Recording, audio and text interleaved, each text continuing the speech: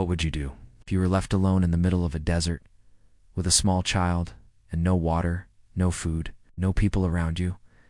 This is not just a story. This is one of the most powerful examples of faith in Islamic history.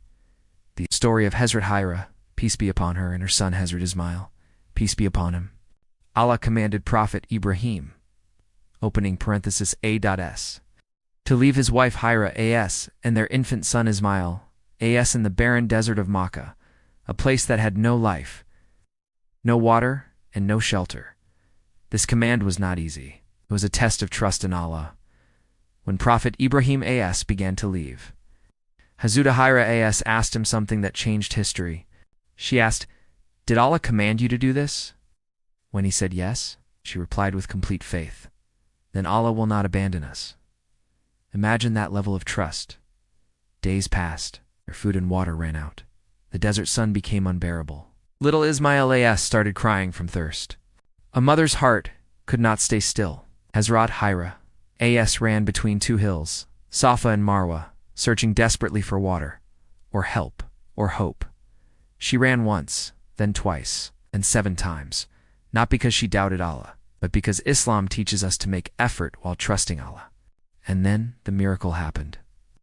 As baby Ismail A.S. cried and moved his feet on the ground, Allah sent angel Jibril A.S.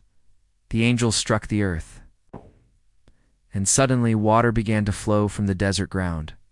This was the birth of the blessed Zamzam water, a water that has never dried for thousands of years, a water that millions of people drink every year, a water that became a symbol of Allah's mercy in response to sincere faith. Soon, travelers and tribes discovered the water source.